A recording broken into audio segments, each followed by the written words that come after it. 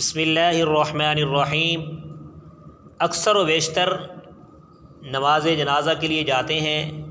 میت کی چارپائی کو دیکھتے ہیں تو اس پر بہت ساری ایسی چادریں اور ایسے کپڑے موجود ہوتے ہیں جن پر کلمہ شریف لا الہ الا اللہ محمد الرسول اللہ، اسی طرح آیت الکرسی اور دعائیہ کلمات وغیرہ لکھے ہوتے ہیں۔ تو آج کی نشست میں اس حوالے سے گفتگو کرنی ہے کہ کیا میت کے کفن پر کلمہ طیبہ لکھنا اور اسی طرح آیت الکرسی وغیرہ لکھنا یا اور کوئی کلمہ لکھنا یہ شرعاً کیسا ہے؟ میت کے کفنی پر کلمہ شریف مٹی سے لکھنا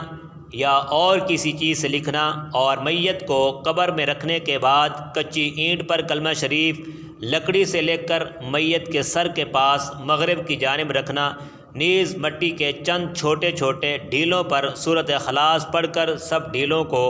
میت کے ساتھ لحد میں ڈالنا، یہ سب امور خلاف شرعیت ہیں۔ یہ سارے کے سارے امور یہ شریعت کے خلاف ہیں، یعنی اس کپڑے پر بھی، اس چادر پر جو میت پر ڈالی جاتی ہے اس پر بھی کوئی کلمہ نہیں لکھنا چاہیے، اور اسی طرح اینٹ پر لکھ کر یا ڈھیلوں پر سورۃ اخلاص پڑھ کر اس کی لحد میں، اس کی قبر میں رکھنا، یہ سارے کے سارے امور خلاف شرعیت ہیں، ان کی کچھ اصل نہیں ہے، اور ایسی رسوم کو چھوڑنا یہ ضروری ہے، ایسی رسوم کو چھوڑ دینا چاہیے۔ اسی طرح میت کی پیشانی پر شہادت والی انگلی سے بغیر سیاہی وغیرہ کے صرف انگلی کے اشارہ سے پیشانی پر بسم اللہ الرحمن الرحیم اور سینہ پر لا الہ الا اللہ محمد الرسول اللہ صلی اللہ علیہ وسلم لکھ دینے میں کچھ حرج نہیں ہے۔ باقی ہاتھ سے سیاہی کے ساتھ لکھنا،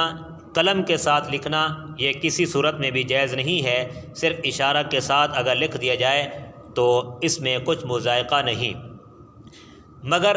آج کل لوگوں کے عقیدہ کا فساد ظاہر ہے،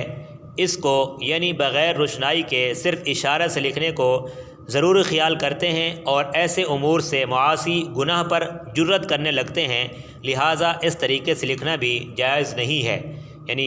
حرج تو نہیں ہے، لیکن اگر ایسے کریں گے تو آج کل کے لوگ اس کو عقیدہ بنا لیں گے، لہٰذا ایسا کرنا بھی جائز نہیں ہے۔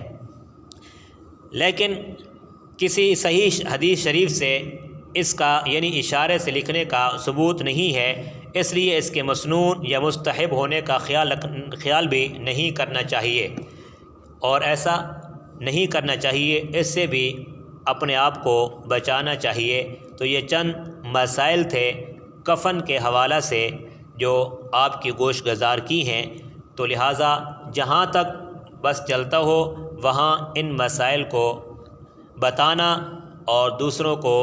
اس کی ترغیب دینا یہ بھی ضروری ہے، اور یہ بھی دین کی اشاعت کے اندر شامل ہے۔